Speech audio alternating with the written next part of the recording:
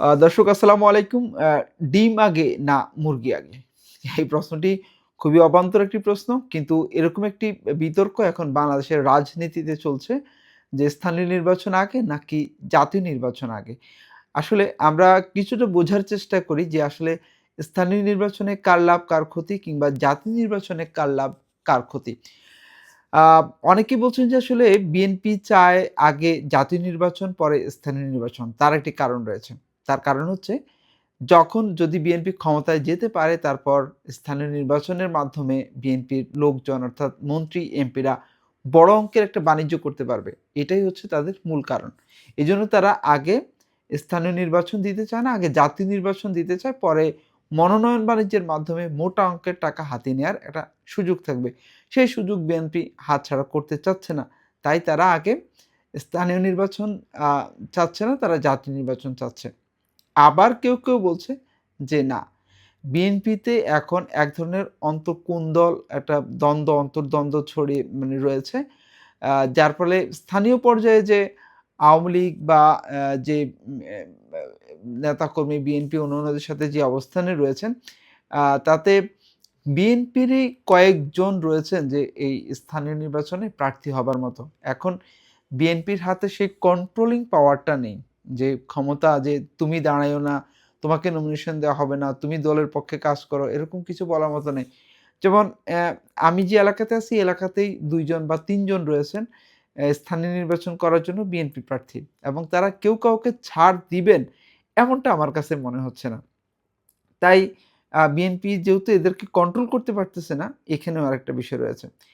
আরেকটা বিষয় আছে, স্থানীয়ভাবে মানুষজন বিএনপির প্রতি বা অন্যান্য আ ব্যা ব্যা রাজনীতিক যারা সাম্প্রতিক সময়ে চাঁদাবাজি, দখলদারিত্ব করছে বা যারা খুব বেশি ক্ষমতা দেখাচ্ছে বা ক্ষমতার দম্ভ দেখাচ্ছে যারা এখনই, আ তাদের প্রতি মানুষ বিরক্ত। তো বিরক্ত হলে মানুষ কি করবে? মানুষ স্থানীয়ভাবে তাকে বয়কট করবে।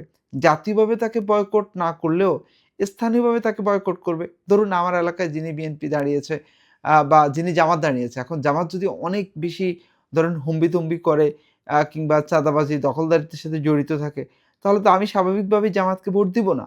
তো আমি যদি জামাতকে ভোট না দেই তাহলে জামাত নির্বাচিত হবে না। আর জামাত যদি নির্বাচিত না হয়, ধরুন যে জামাত নির্বাচিত হলো না, তখন কি হবে? তখন জামাতের একটা নেগেটিভ ইফেক্ট থাকবে, সেটা পড়বে জাতীয় নির্বাচনে। সারা দেশে এটা একটা ইফেক্ট পড়বে। আবার আরেকটা বিষয় রয়েছে। ধরুন জামাতের কেউই নির্বাচিত হলো না। তখন তাদের যে একটা পেশি শক্তি দরকার হবে স্থানীয়ভাবে, সেটিও কিন্তু তারা পাবে না। দেখা গেল কথার কথা সারা বাংলাদেশে স্থানীয় নির্বাচনে ধরুন ৩০০ জন চেয়ারম্যান। তো ৩০০ জন চেয়ারম্যান থেকে ধরা গেল বিএনপিতে নির্বাচিত হয়েছে ১০০, জামাতে ১০০, অন্যান্য পার্টি মিলিয়ে ধরেন ১০০, মোট ৩০০। তো তাহলে তো ওই স্থানীয় যে শক্তিটা, সেই শক্তিটা বিএনপি জামাতের সমান। এখন বিএনপি হয়তো ভয় পাচ্ছে যে জামাতের এই শক্তিটা বৃদ্ধি পেতে পারে স্থানীয়ভাবে। সাম্প্রতিক সময়ের কারণেই তারা তাদের এই ভয় মনের মধ্যে রয়েছে। আচ্ছা, তাহলে আসলে এখন হবেটা কি? এটা যদি আমরা সামারি টানি যে আসলে কি হবে? স্থানীয় নির্বাচন নাকি জাতীয় নির্বাচন? এই ইস্যুটা নিয়ে সামনের বাংলাদেশের যে রাজনীতি সেটি সরগরম থাকবে। যদিও প্রধান উপদেষ্টা ডক্টর মোহাম্মদ ইউনূস বলেছেন যে, কে কিসে আসলে আ যে সংস্কার চাচ্ছেন বা কে কিসে চাচ্ছেন না, কোথাও ঐক্যমত্য হচ্ছে না, সেটি আমরা সবাইকে জানিয়ে দেব। হ্যাঁ? ধরুন তিনি বলছেন যে আসলে বাংলাদেশের এখন ১ম এবং প্রধান এবং সবচেয়ে বড় যে সমস্যা সেটা হচ্ছে দুর্নীতি। এখন আমরা সংস্কার করতে চাই, দুর্নীতি নির্মূল করতে চাই। আপনি চান না। যদি এরকম হয় তাহলে বুঝে নিতে হবে যে আপনার কোথায় সমস্যা আছে। তো সবকিছু মিলিয়ে স্থানীয় নির্বাচন আগে না জাতীয় নির্বাচন আগে, এটা আরো কিছু সময় যেতে হবে। তখন বুঝা যাবে যে আসলে স্থানীয় নির্বাচন আগে না জাতীয় নির্বাচন আগে। কে কাকে ছাড় দেয় এবং কিভাবে জামাত এবং বিএনপি এটা ডিল করে স্থানীয় নির্বাচন এবং জাতীয় নির্বাচন নিয়ে, সেটি সময়ের অপেক্ষা। দর্শক দেখতে থাকুন আপডেটে। আর আপনারা কমেন্টস করে জানিয়ে দিন যে কোনটা আগে হলে ভালো হয়? স্থানীয় নির্বাচন নাকি জাতীয় নির্বাচন? আজ এ পর্যন্তই। আগামীকাল পর্যন্ত আমার সাথে থাকবেন। ভালো থাকবেন। আল্লাহ হাফেজ।